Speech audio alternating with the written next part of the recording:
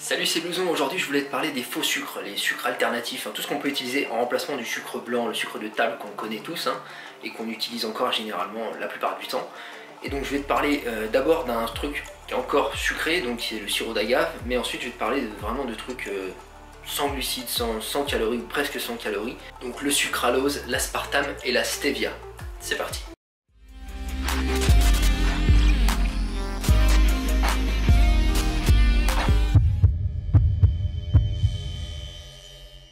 Alors avant de te parler de comment remplacer le sucre blanc, déjà on va voir pourquoi vaut mieux l'éviter. Pourquoi le sucre blanc c'est mauvais en fait, pour nous qui faisons de la muscu, mais aussi de manière générale en fait c'est pas très bon de toute façon. En fait le sucre blanc il est tellement raffiné que si tu veux il reste rien dedans, c'est que du saccharose. Il est produit par une succession de procédés chimiques partant de la betterave à sucre. Puis il est chauffé, il est transformé en jus tout noir, ensuite il est décoloré, il est décalcifié, et il est transformé en cristaux. Donc si tu veux, à la fin, il reste un espèce de truc que ton corps assimile à une vitesse qui n'est en rien naturelle pour un corps humain. Tu vois, le corps humain à la base, il est fait pour manger des trucs genre des fruits, tu vois. Un fruit c'est naturel, c'est tranquille, tu vois. Un fruit c'est plein de choses, plein d'eau, plein d'éléments, de minéraux, de vitamines qui font que le sucre qui est présent dedans, il va s'assimiler à une vitesse normale, naturelle. Avec le sucre blanc, c'est comme se foutre le diabète directement en intraveineuse, tu vois, hashtag obésité, hashtag morbide.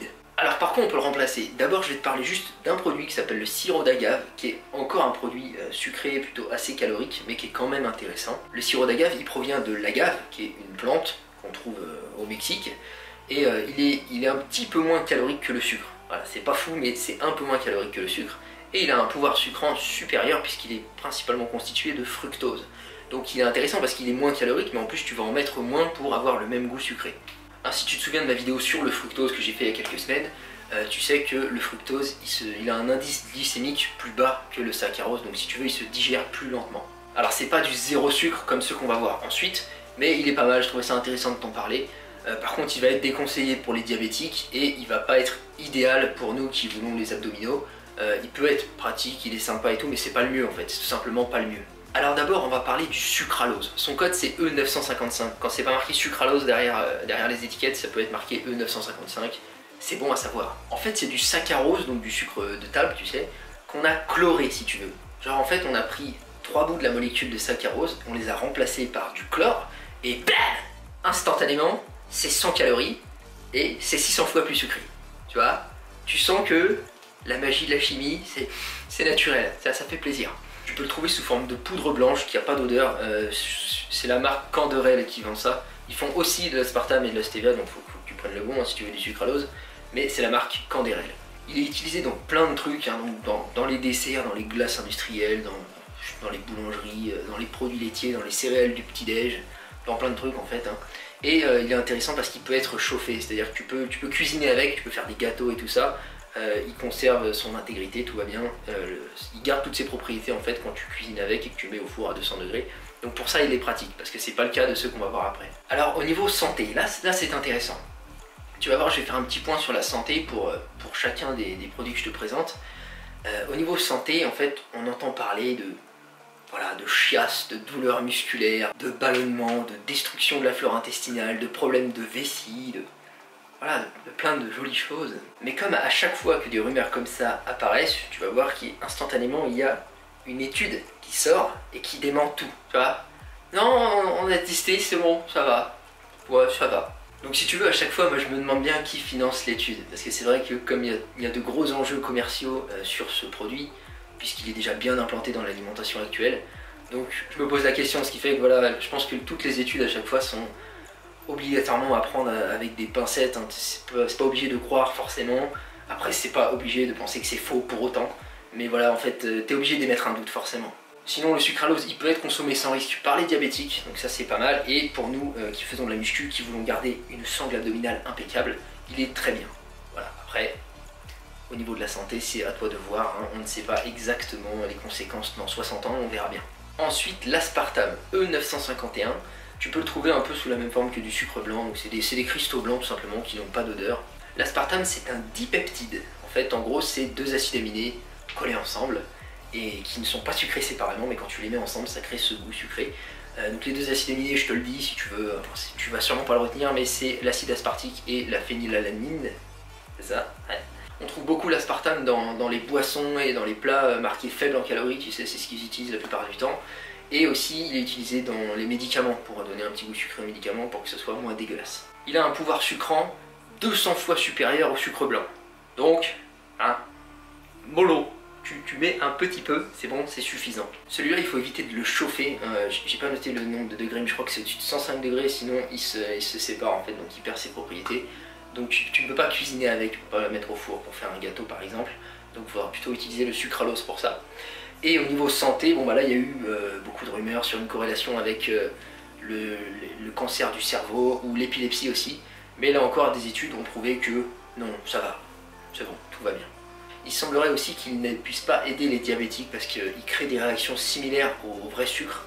Par contre nous qui faisons de la muscu et qui voulons comme d'habitude avoir le moins de gras possible, il est intéressant pour nous parce que voilà, il n'y a pas besoin d'en mettre beaucoup, ça a un fort pouvoir sucré et il est réellement peu calorique. Donc à ce niveau-là, je te le conseille. Après, comme d'habitude, au niveau de la santé, hein, on ne sait pas trop, donc à toi de voir. Ensuite, on passe à la stevia. La stevia, en fait, c'est une plante. Il me semble que tu peux même trouver des petites feuilles comme ça de stevia, ça doit se vendre.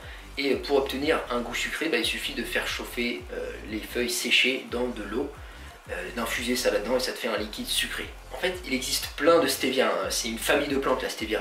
Mais ce que nous on appelle la stevia sous forme de faux sucre, pour l'obtenir, le procédé semble assez naturel puisqu'il suffit de faire chauffer et ça te fait un truc sucré. Donc j'aurais tendance à penser qu'il faudrait plutôt privilégier ce faux sucre là plutôt qu'un autre qui découle d'un procédé chimique complexe qui n'est en rien naturel.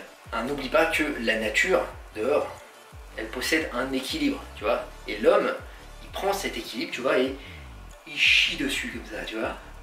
Et après, il s'étonne de développer des cancers, tu vois. Ouais, putain, j'ai le cancer. Jack, j'ai 8 semaines de congé payé, merde. Tu vois, l'homme est comme ça. Bon, j'en étais où? Et je dis de la merde et je sais plus où j'en suis. Oui, ça c'est pour la stevia simple, si tu veux. Le procédé semble assez naturel. Sauf que l'homme, tu vois, il a voulu faire mieux, tu vois. Toujours obtenir plus. Tu vois, ça c'est important. Toujours sucer la moelle de tout. Donc maintenant, on trouve des dérivés concentrés de stevia. Pour le coup, qui ne sont plus du tout dans un procédé très naturel. Il y a tout un procédé chimique. Après, je dis ça comme ça, c'est vrai que les procédés chimiques sont pas forcément nocifs. Hein. Tout ce que je dis, c'est que c'est vrai que c'est pas un procédé qu'aurait pu faire la nature sans l'action de l'homme. Alors la stevia, tu peux la trouver sous forme de poudre, de pastille ou de liquide, il y a plein de formes. Là encore, la marque Canderel le fait, tu peux en trouver sur internet et tout, enfin, tu peux en trouver assez facilement maintenant en fait. Hein. Elle semble être l'édulcorant le moins décrié si tu veux. Il n'y a pas trop de rumeurs sur des problèmes de santé, elle favorise pas la faim, elle est compatible pour les diabétiques. Elle est vraiment très pratique pour nous qui faisons de la muscu, qui vont éviter d'avoir trop de gras, trop de calories superflues. Donc moi personnellement, si je devais faire un choix entre tout ce que je t'ai présenté, j'irais plutôt vers la stevia. Après, il faut savoir que tout ce qui est dit sur le diabète, sur les tumeurs, sur les problèmes de foie, d'intestin, toutes ces joyeusetés là, tout est à remettre en question. Parce que il y a des études qui disent que oui, il y a des études qui disent que non. La plupart de toutes ces études sont soit mal faites, soit financées par des industries qui ont de gros enjeux sur le produit en question, soit faites sur des souris, comme si l'homme était similaire à une souris, et en plus quand elles sont faites sur des souris, souvent elles sont faites avec des dosages extrêmes, pour volontairement générer une réaction, alors que nous, généralement, on n'en ingère que de toutes petites doses dans notre alimentation classique. Donc moi, ce que je te préconiserais plutôt, ce serait d'essayer d'éviter tous ces produits quand c'est possible pour toi, au cas où, voilà, par prudence, parce qu'on n'a pas beaucoup de recul en fait sur tout ça. Plutôt profiter des goûts sucrés dans les fruits par exemple. Encore que nos fruits sont recouverts de pesticides, hein, mais bon, qu'est-ce que tu veux faire? On est baisé, de toute façon on est baisé. Donc le mieux c'est peut-être d'essayer d'éviter ces produits, et quand t'en prends, peut-être d'essayer de varier entre chacun de ces produits pour essayer de passer entre les gouttes et de pas choper le cancer. Mais c'est chaud, c'est la loterie mon pote. L'AVC nous guette tous de toute façon, donc profite de la vie tant qu'il est encore temps. Non bon voilà, tu l'as compris, hein, j'aime bien faire des blagues, voilà, je suis un blagueur. Mais dans l'ensemble, c'est vrai que il y a des études, c'est vrai, qui disent que il n'y a pas de problème. Voilà, moi je peux pas m'empêcher de les remettre en doute, après tu les prends comme tu veux. Sache qu'il y a quasiment toujours autant d'études qui vont te dire qu'il y a des problèmes que d'études qui vont te dire qu'il n'y en a pas. Donc après, c'est très facile en fait de taper sur internet ce que tu veux trouver et de le trouver. Tu vois, si tu tapes stevia sans danger, tu vas certainement trouver ce qui va bien te plaire.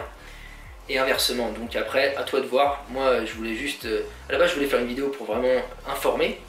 Et puis je me suis retrouvé face à un mur en fait. C'est vrai que je peux pas informer à 100% puisque on n'est pas sûr à 100%.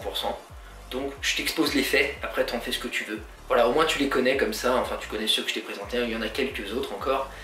Si cette vidéo t'a plu, n'hésite pas, tu peux la partager, mettre un pouce bleu. Et puis moi, je te retrouve très bientôt, peut-être demain, si je continue sur cette lancée, que je suis encore chaud de night là. Peut-être demain, on verra bien. Allez, salut frère. Tous en silence, reste isolé.